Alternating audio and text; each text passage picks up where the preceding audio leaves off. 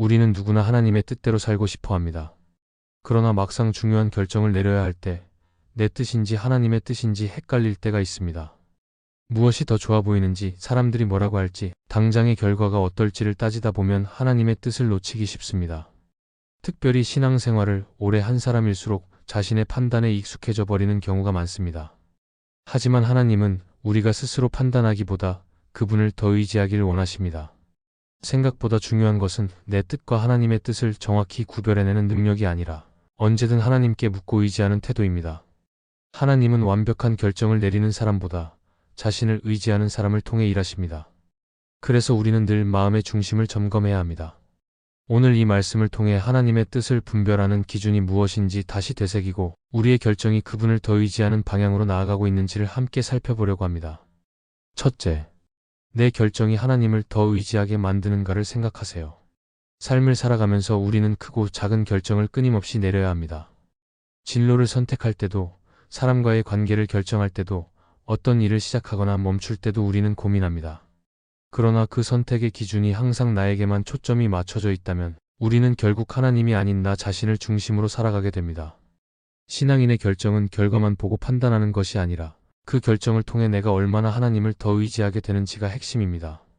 내가 선택한 길이 나를 하나님 앞으로 더 이끄는가, 아니면 점점 하나님 없이도 살 수 있을 것 같은 마음을 갖게 하는가를 살펴보아야 합니다. 많은 사람들은 좋은 조건과 결과를 기준으로 판단합니다. 그러나 하나님의 뜻은 항상 쉬운 길이나 빠른 응답 안에만 있는 것이 아닙니다. 때로는 외적으로 보기엔 불리한 길처럼 보여도 그 길을 걸으면서 내 마음이 하나님을 더욱 간절히 찾고 하나님 없이는 살 수 없음을 깊이 깨닫게 된다면 그 길이 바로 하나님의 인도하심일 수 있습니다. 그래서 우리는 결정 앞에서 반드시 이 질문을 던져야 합니다. 이 길을 택하면 내가 더 많이 기도하게 되는가? 내가 더 낮아지고 하나님 앞에 무릎 꿇게 되는가? 내가 주님의 도우심 없이는 아무것도 할 수 없다는 고백이 더 많아지는가? 성경에서 엘리야는 큰 승리를 거둔 후 갑자기 두려움에 빠져 광야로 도망쳤습니다. 그 자리에서 그는 깊은 낙심 가운데 있었지만 그 광야에서 하나님은 엘리야를 만나 주셨습니다. 그 만남을 통해 엘리야는 다시 하나님의 음성을 듣게 되었고 새로운 사명을 부여받았습니다. 엘리야는 인간적인 두려움 속에서 도망쳤지만 그 도망의 끝에서 하나님을 더 깊이 의지하게 되었습니다. 바로 그런 광야의 길이 하나님의 뜻 안에 있었던 것입니다. 하나님은 우리가 연약할 때도 일하시며 우리가 낮아질 때 가장 선명하게 말씀하십니다. 때로는 우리의 결정이 실패처럼 느껴질 수 있습니다. 그러나 그 실패 안에서 내가 하나님을 더욱 의지하게 되었다면 그 길은 결코 실패가 아닙니다. 오히려 하나님께서 나를 다듬으시고 훈련시키신 은혜의 길이었을 수 있습니다. 그래서 하나님의 뜻은 반드시 결과가 좋아야만 확인되는 것이 아니라 그 과정을 통해 내가 하나님을 붙드는 사람이 되었는지를 통해 확인되는 것입니다. 우리의 선택이 하나님을 더 가까이 하게 만들고 더 기도하게 만들며 더 겸손하게 만들면 그 선택은 하나님이 기뻐하시는 길입니다. 반면 아무리 세상적으로는 성공한 것 같아도 그 선택이 나를 점점 하나님과 멀어지게 한다면 그 결정은 다시 점검해 보아야 합니다. 하나님은 우리가 순탄한 길을 가는 것보다 하나님을 더 깊이 의지하는 사람으로 자라나는 것을 더 기뻐하십니다. 그러므로 어떤 결정 앞에서도 내가 하나님을 더 붙들 수 있는 길인지부터 점검해야 합니다. 내 결정이 나를 하나님과 멀어지게 하는 것이 아니라 더욱 의지하고 신뢰하게 만드는 통로가 되어야 합니다. 그것이 바로 하나님의 뜻을 따르는 첫 번째 기준입니다. 이 기준을 붙드는 사람은 선택의 순간마다 흔들리지 않고 하나님과 함께하는 삶을 계속 걸어갈 수 있습니다. 둘째, 결과보다 과정이 하나님께 영광이 되는가를 생각하세요. 우리는 어떤 선택을 앞두고 있을 때 대부분 결과를 먼저 생각합니다. 이 결정이 나에게 어떤 유익을 줄까? 얼마나 성공할 수 있을까? 손해를 보지는 않을까 하는 계산을 자연스럽게 하게 됩니다. 그래서 기도한다고 하면서도 마음 깊은 곳에서는 하나님의 뜻보다 내가 원하는 결과를 붙잡고 있을 때가 많습니다. 그러나 하나님의 뜻을 분별하려면 결과보다 먼저 과정을 살펴보아야 합니다. 하나님은 우리가 어떤 길을 통해 그 결과에 이르렀는지를 매우 중요하게 보십니다. 왜냐하면 그 과정 속에서 우리의 믿음, 순종, 인내, 정직함이 드러나기 때문입니다. 성경에는 이런 관점을 분명히 보여주는 인물이 있습니다. 바로 다니엘입니다. 다니엘은 바벨론 포로로 끌려간 상황에서도 하나님 앞에서의 삶의 자세를 포기하지 않았습니다. 바벨론의 왕이 정한 진미와 포도주를 거절하고 채소만 먹겠다고 말했을 때 사람들의 눈에는 어리석은 결정처럼 보였을 것입니다. 권력자의 명령을 어기는 것은 곧 불이익을 감수해야 한다는 뜻이었기 때문입니다. 그러나 다니엘은 눈앞의 결과보다 그 과정을 중요하게 여겼습니다. 하나님 앞에서 정결한 삶을 지키고자 하는 그 마음이 하나님께는 더 큰 영광이 되었습니다. 결국 하나님은 그들의 얼굴빛을 더 아름답게 하시고 지혜와 명철을 더하여 주셨습니다. 이것은 단지 결과가 좋아서가 아니라 그 과정 속에 담긴 신앙의 태도를 하나님이 기뻐하셨기 때문입니다. 우리 삶도 마찬가지입니다. 어떤 일을 선택할 때 그것이 얼마나 이익이 되는지보다 하나님 앞에서 정직하게 걸어갈 수 있는 길인지 먼저 살펴야 합니다. 때로는 정직하게 말하는 것이 손해를 가져올 수 있고 순종하는 것이 돌아가는 길처럼 보일 수도 있습니다. 그러나 하나님은 바로 그 길에서 우리의 신앙을 보시고 우리의 삶을 세우십니다.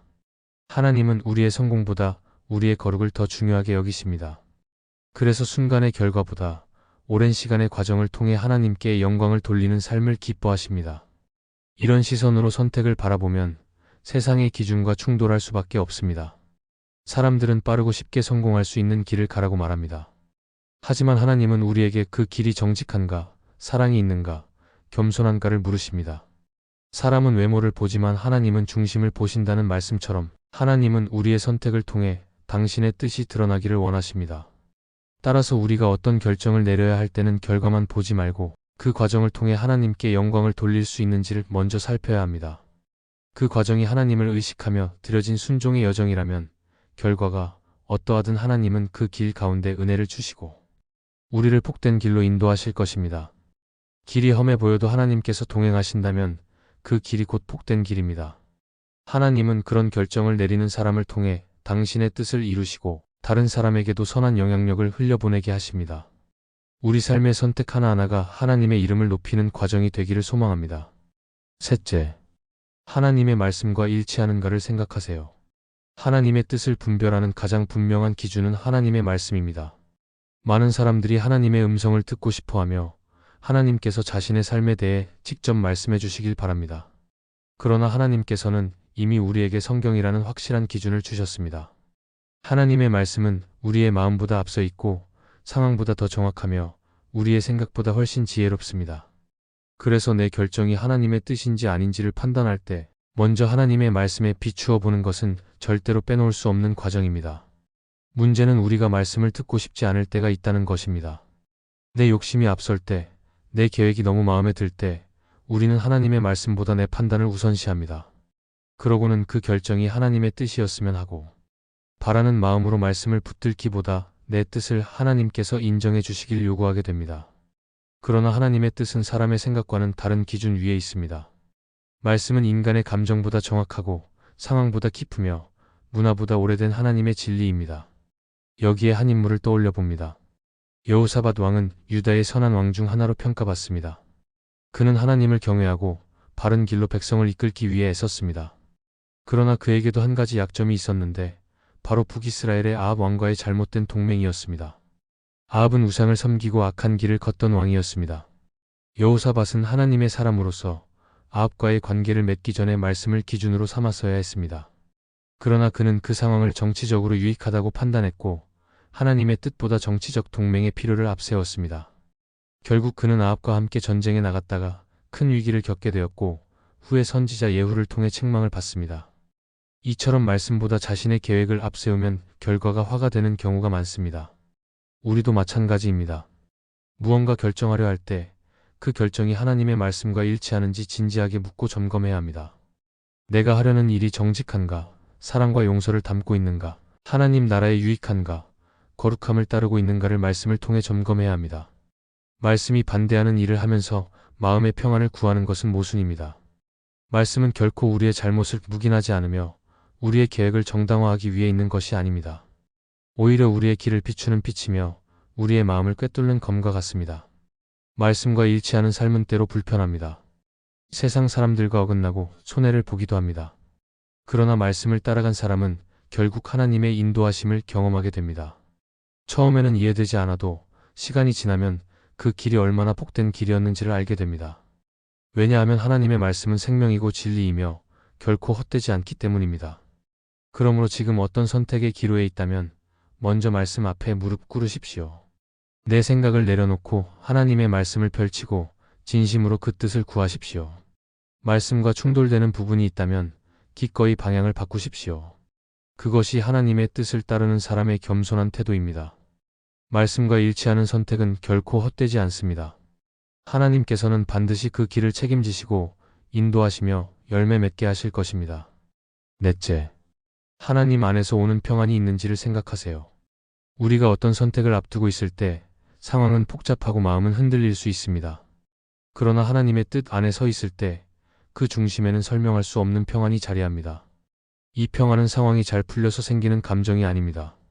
오히려 모든 조건이 불확실한 가운데서도 하나님이 함께 하시고 계신다는 확신에서 오는 내면의 고요입니다. 이 평안은 세상이 줄 수 없는 것이고 인간의 계산으로 설명되지도 않습니다.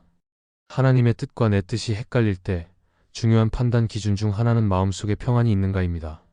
이 평안은 외부 환경과는 관계없이 마음 깊은 곳에서 밀려오는 담담한 확신으로 나타납니다.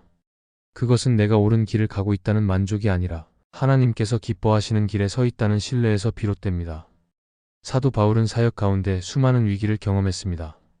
때로는 매를 맞고 배가 파손되고 감옥에 갇히는 고난을 겪었습니다. 그러나 그는 디모데후서에서 나는 그분을 내가 믿는 줄을 알고 있으며 그분은 내가 맡은 것을 그날까지 지키실 수 있는 능력이 있는 줄을 확신한다고 고백했습니다. 이 확신은 고난이 없는 삶에서 나온 것이 아닙니다. 오히려 고난이 있어도 흔들리지 않는 내면의 평안, 그것이 하나님의 뜻 안에 거하고 있다는 증거였습니다. 하나님의 뜻은 늘 쉽거나 편한 길은 아닙니다. 그러나 하나님의 뜻에는 반드시 평안이 따릅니다. 이것은 결정 후에도 계속 이어지는 은혜의 증거로 나타납니다. 우리가 하나님의 뜻이 맞다고 믿고 나아간 결정인데 그 이후에 마음이 점점 무겁고 눌리는 쪽으로 가게 된다면 다시 점검해 보아야 합니다. 반대로 처음엔 두렵고 떨리는 결정이었어도 시간이 갈수록 마음이 편안해지고 하나님과의 관계가 더 깊어지는 방향이라면 그 길은 하나님이 함께 하시는 길일 수 있습니다. 팀 켈러는 그의 책 기도에서 이런 말을 남겼습니다. 하나님은 때로 우리가 구하는 것을 주지 않으심으로써 우리가 진짜 필요한 것을 얻게 하신다. 우리는 우리의 뜻이 옳다고 여길 때가 많지만 하나님은 그보다 더 깊은 차원에서 우리를 인도하십니다. 우리가 원하는 대로 일이 풀리는 것이 하나님의 뜻이 아니라 하나님 안에서 진정한 평안을 누리는 것이야말로 하나님의 인도하심의 열매입니다. 그러므로 어떤 결정을 앞두고 혼란스러울 때 지금 내 마음에 하나님이 주시는 평안이 있는지를 진지하게 묵상해 보아야 합니다. 이 평안은 회피나 자기 위안이 아닙니다.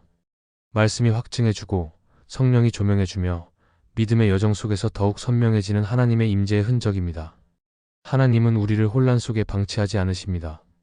진리의 길을 따르는 자에게 반드시 평안의 확증을 주시고 끝내 그 길에서 복을 허락하십니다. 하나님 안에서 오는 평안은 결코 흔들리지 않는 나침반이며 하나님의 뜻을 분별하는 귀한 기준이 됩니다.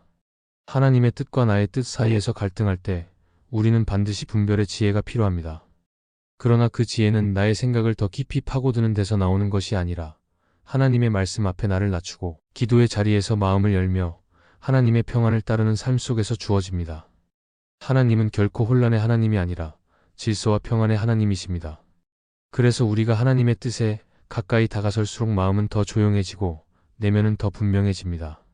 오늘 이 말씀을 듣는 이들 가운데 자신의 선택 앞에서 머뭇거리며 하나님의 뜻을 구하는 분이 있다면 기억하시기 바랍니다.